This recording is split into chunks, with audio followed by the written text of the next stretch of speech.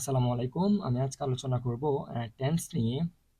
দেখো, বিগত বছরে আসা কিছু কোয়েশ্চেন খুব সহজেই কিভাবে আনসার করতে হয় ওটা দেখব, এবং বাকি অপশনগুলোতে কেন আনসার হবে না ওটা আমি এক্সপ্লেন করব।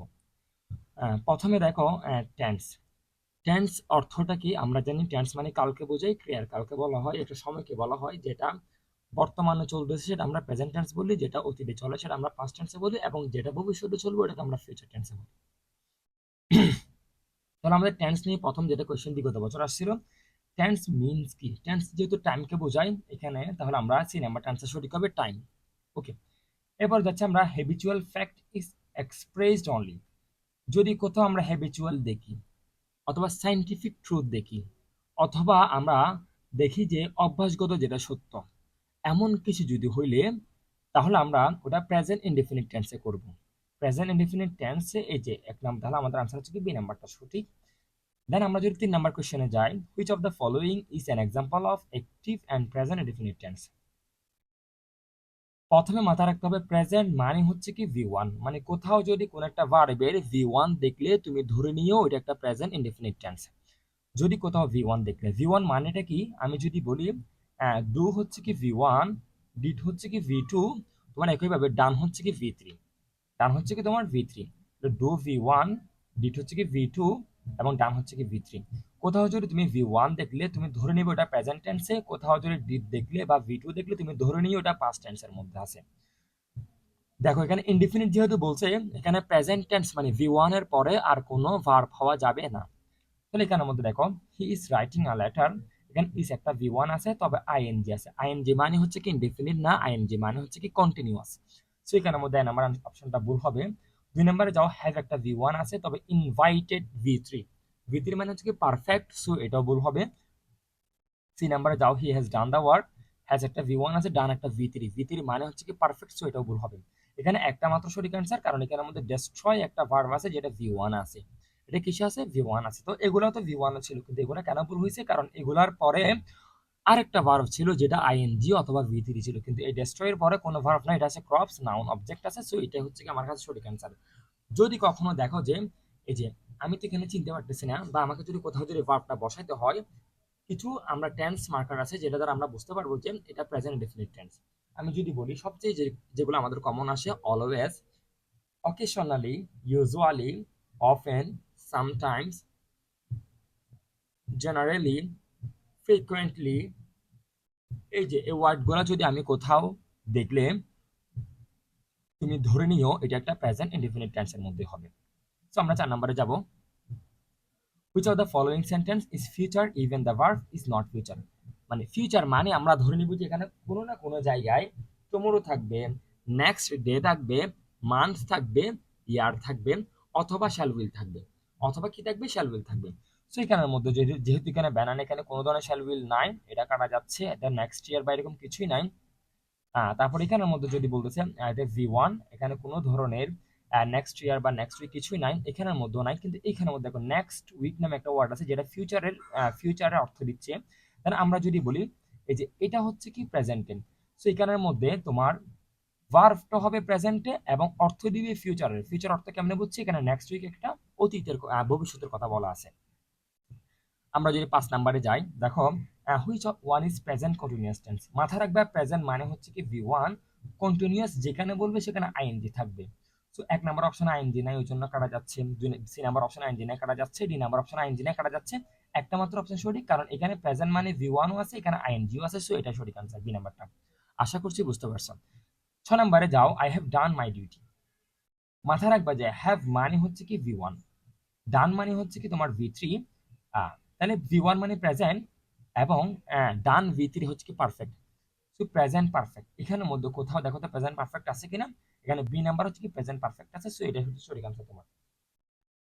আবার যদি কোথাও তুমি দেখলে প্রেজেন্ট পারফেক্টটা চেনার জন্য কোন একটা ওয়ার্ড যদি তুমি কোথাও জাস্ট দেখলে, জাস্ট নাও দেখলে, রিসেন্টলি দেখলে, লেটলি দেখলে, নেভার, এভার, ফার্স্ট, সেকেন্ড, এবং টাইমস, যে কোনো একটা টাইমের কথা উল্লেখ থাকলে তুমি সেটা প্রেজেন্ট পারফেক্ট টেন্সে করতে পারো। দেন আমরা যদি যাই, তোমার change the following sentence into present perfect tense. I do the sum. তাহলে প্রেজেন্ট পারফেক্ট, প্রেজেন্ট মানে হচ্ছে কি ভি ওয়ান, পারফেক্ট মানে হচ্ছে কি ভি থ্রি। প্রেজেন্ট মানে ভি ওয়ান, পারফেক্ট মানে V3, সেখানে কোনটাতে V1 এবং V3 আছে আমরা দেখি। ওয়াজ V2, ওই জন্য কাটা যাচ্ছে। ওয়াজ V2 কাটা যাচ্ছে, ডিড V2 কাটা যাচ্ছে। সো আমার 1 নাম্বারটাই অ্যান্সার সঠিক। এবার এটা কেন সঠিক দেখি, হ্যাভ একটা V1, ডান হচ্ছে কি একটা V3। সো V1 V3 থাকলে এটা সঠিক অ্যান্সার। এরপর যদি আমরা যাই, দেখো 8 নাম্বারটাতে পাস্ট ইনডিফিনিট টেন্স। পাস্ট মানে হচ্ছে কি V2, কোথাও যদি V2 দেখলে তুমি ধরে নিবে এটা একটা পাস্ট ইনডিফিনিট টেন্স। ইনডিফিনিট যেহেতু বলছে, এখানের মধ্যে V2 এর পরে আইএনজি থাকতে পারবে না এবং কোনো ধরনের V3ও থাকতে পারবে না, যেহেতু ইনডিফিনিট বলছে। সেখানে যদি বলে রায়হান ওয়াজ, ওয়াজ V2 আছে তবে আইএনজি আছে, ওই জন্য এটা ভুল যাচ্ছে। নাম্বারটা ওয়াজ একটা V2 আছে, রেনিং আইএনজি আছে, ওই জন্য এটা ভুল যাচ্ছে। সে নাম্বারটা যদি বলি হ্যাজ একটা V1, এটা তো টেন্স পাস্টের মধ্যে পড়েই নাই, ওই জন্য এটা ভুল যাচ্ছে। তাহলে আমার আনসার এই ডি নাম্বারটা সঠিক আনসার। ওকে, পাস্ট পারফেক্ট টেন্স। আচ্ছা, আমি যদি বলি পাস্ট ইনডিফিনিট টেন্স, তুমি আরো কিছু কেমনে চিনতে পারবা? যদি কোথাও তুমি দেখলে yesterday, ago, once, long ago, before, অথবা নির্দিষ্ট কোনো একটা টাইম বা 1971 বা 2005, এটা হচ্ছে যদি কোনো টাইম দেখলে তুমি ধরে নিবে এটা পাস্ট ইনডিফিনিট টেন্সের মধ্যে আছে। তো আমরা যদি যাই পাস্ট 9 নাম্বারে যাচ্ছে আই ইট, কন্টিনিউয়াস টেন্স করতে হবে পাস্ট পারফেক্ট কন্টিনিউয়াস টেন্সে। পাস্ট মানে মাথায় রাখতে হবে V2 থাকতে হবে, পারফেক্ট মানে V3 থাকবে, কন্টিনিউয়াস মানে আইএনজি থাকবে। তো কোথাও V2 V3 আইএনজি থাকলে পাস্ট পারফেক্ট টেন্স। এখানের মধ্যে হ্যাভ একটা V1 কাটা যাচ্ছে, এম একটা V1 কাটা যাচ্ছে, শ্যাল একটা ফিউচার, শ্যাল উইল হচ্ছে কি ফিউচারের জন্য, সো এটাও কাটা যাবে। আমার আনসার হচ্ছে কি সি নাম্বারটা আনসার সঠিক। দেন আমরা যদি যাই 10 নাম্বারটা, he will have done home, choose the correct form of tense. Will যদি কোথাও দেখলেন, উইল এবং শ্যাল যদি তুমি কোথাও দেখলে তুমি ধরে নিও এটা হচ্ছে কি তোমার ফিউচারের মধ্যে আছে। তো এখানে আমি উইল দেখলাম ফিউচার আছে, আবার গন দেখলাম মানে পারফেক্ট আছে, তার মানে ফিউচার পারফেক্ট আছে। তাহলে এখানে কোনটা ফিউচার ইনডিফিনিট তো নয়, ফিউচার পারফেক্ট কন্টিনিউয়াস, কন্টিনিউয়াস মানে আইএনজি দেখলাম, এখানে কোথাও আইএনজি নাই, তার মানে কন্টিনিউয়াস না। এখানে ফিউচার কন্টিনিউয়াস না, কারণ আইএনজি নাই, সেখানে ফিউচার পারফেক্টের সঠিক আনসার। তাহলে আমি যদি বলি হি সেইড দ্যাট, মাথা রাখবা যে হি সেইড দ্যাট এখানে একটা সেন্টেন্স, এটা একটা ক্লজ, দেন হি থেকে আরেকটা ক্লজ। এই যে হি সেইড, এই প্রথমটা হচ্ছে কি তোমার প্রিন্সিপাল ক্লজ, এটা হচ্ছে মেইন ক্লজ আমার। কনজাংশনের পরে যেটা থাকবে এটা হচ্ছে কি সাবঅর্ডিনেট ক্লজ অথবা ইন্ডিয়া তোমার ডিপেন্ডেবল ক্লজ। এই যে এটা, এই ক্লজের ভার্বটা ডিপেন্ড করবে আগের ক্লজের উপর। মানে হি সেইড এর ভার্ব যদি V1 হলে এটাও হবে V1, এটা যদি V2 হলে এটাও হবে V2। এটা মাথা রাখলে হবে যে আগের ক্লজের যদি ভার্বটা V1 হলে পরেরটাও V1 হবে, আগেরটা যদি V2 হলে পরেরটাও V2 হবে। তাহলে এখানের মধ্যে তুমি দেখো সেট যেহেতু V2 তো আছে, সো আমার এটাও হবে V2 তে। তো উইল তো কোনো V2 না, এই জন্য এটা কাটা যাচ্ছে। ম্যা কোনো V2 না, কাটা যাচ্ছে। ওয়ান্টস এর মধ্যে এস আছে মানে এটা V1, এটাও কাটা যাচ্ছে। উড হচ্ছে কি একটা মাত্র V2, এই জন্য এটাই সঠিক অ্যান্সার। আশা করছি বুঝতে পারছো। আমরা 12 নম্বরে যাচ্ছি। As the sun, as the sun, okay, I decided to go out. এখানে একটু বানান ভুল আসছে, স্পেলিংটা মিস্টেক আসছে। দেন আমরা যদি বলি, যেহেতু আমরা প্রিন্সিপাল ক্লজ কোনটা, অ্যাজ নাকি আই ডিসাইডেড গো আউট?